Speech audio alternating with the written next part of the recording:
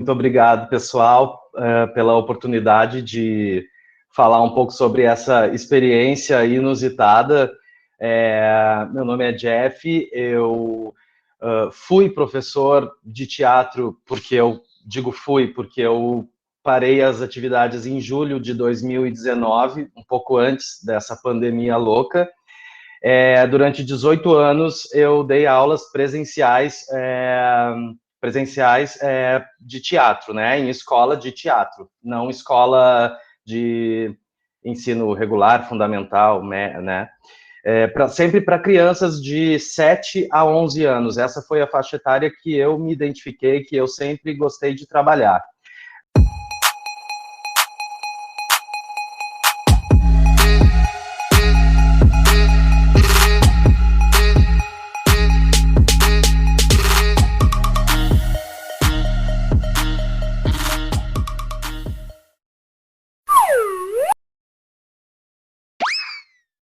O projeto iTube surgiu, na verdade, de uma forma também inusitada.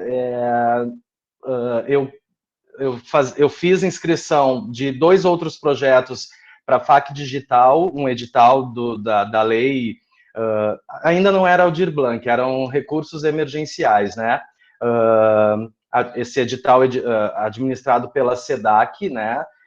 RS, junto com a Fevale, e foi um edital muito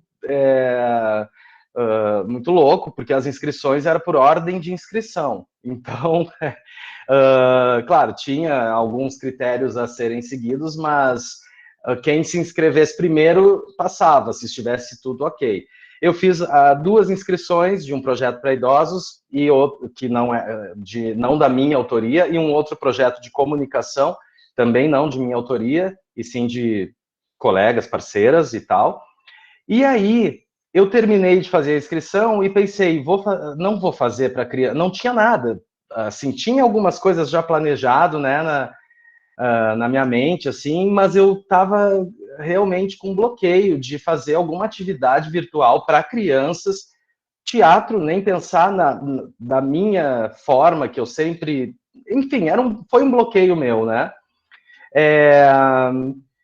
E aí eu lembro, assim, que eu tinha ido dormir super tarde, na madruga, acordei cedo para fazer a inscrição primeiro, para, né, para passar no edital e tal, os projetos, e fui tomar um banho, e no banho eu pensei assim, só um pouquinho, mas tá fazendo 2 inscrições para projetos que não são da tua autoria, e tu não vai fazer a inscrição de um projeto teu, com todo, né, experiência de 18 anos trabalhando com crianças, né, dando aula e tal. E aí saí do banho e fui correndo pro computador e fiz o projeto direto nos formulários lá do edital. Claro que com toda a experiência que eu já tinha, então isso obviamente facilitou. E criei um projeto que eu chamei de iTube, né? Uma referência ao YouTube no sentido de tornar as crianças protagonistas das atividades e não apenas observadoras, e não apenas a audiência de canais de YouTube, ou seja lá qual for a plataforma digital, né? Para que elas pudessem também criar os seus conteúdos. Aí, claro, pesquisei. Primeiro fiz o projeto, fiz a inscrição e depois fui pesquisar como que se daria isso, né? Esse trabalho com crianças em plataforma digital, virtual, num mundo onde nós sabemos que existem tantas coisas ruins, né, que podem acontecer, tantas intenções ruins, enfim, no sentido de protegê-las, né. Aí criei toda uma metodologia de restrição ao vídeo. No final das contas, conversando, depois que o trabalho foi finalizado, com os responsáveis e as responsáveis, a gente optou por liberar e tá lá no YouTube, né? Depois eu vou mostrar um trechinho para vocês. Então foi assim que surgiu. Claro, quando eu fiz a inscrição e criei o projeto, eu inseri muitos conteúdos. E aí, depois disso, eu me dei conta que não era bem assim, que não era né, eu não ia conseguir dar conta de tudo aquilo, de ensinar tudo aquilo, edição de vídeo, criação de personagem, criação de roteiro, tinha, assim, milhares, várias promessas, mas, claro, que com a minha experiência já, e também na minha forma de lidar com as situações, eu consegui explicar isso, que era uma atividade nova também para mim, né? Uma novidade para mim.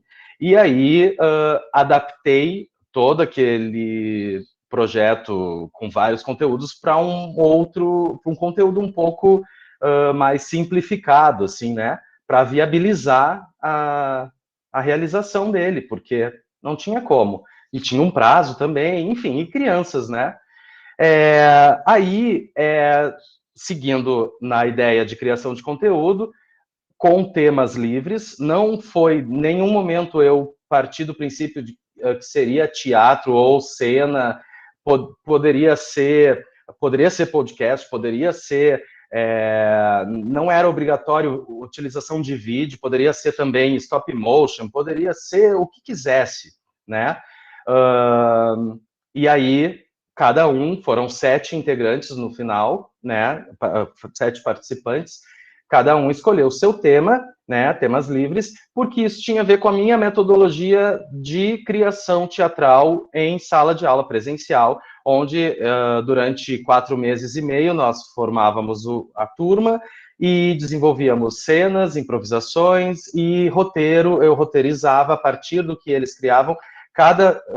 Foram 18 anos, 36, né, montagens com apresentação, né, em teatro para público e tal, e sempre uma história inédita a partir da criação coletiva. Cada um criava o seu personagem, claro que com referências, né, várias, cada referência de super-herói, de artistas famosos, pessoas da família, enfim, e era livre, cada um tinha que fazer o que queria e a gente juntava sempre todos esses personagens e criava uma apresentação, um roteiro de uma peça apresentava.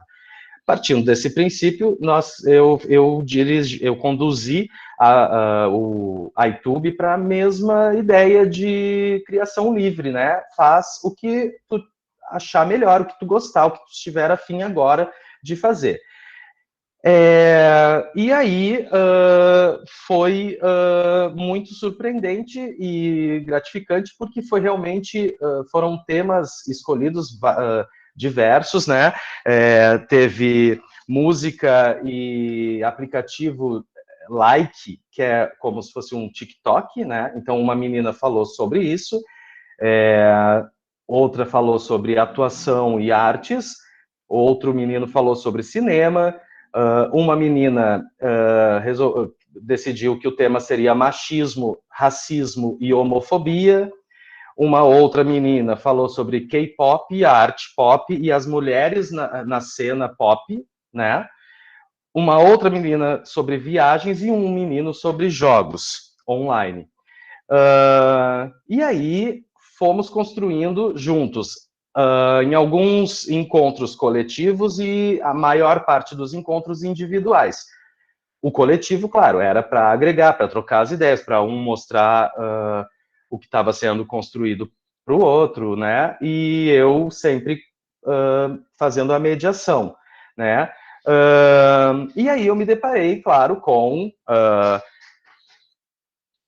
os medos, a timidez, né? Eu não quero aparecer, eu tenho mais afinidade com a ferramenta digital, as ferramentas digitais. Outro não tinha, então eu ia lá, fazia uma parte, né? Claro, sempre como um suporte, né? Contando também com o suporte das responsáveis pelos participantes.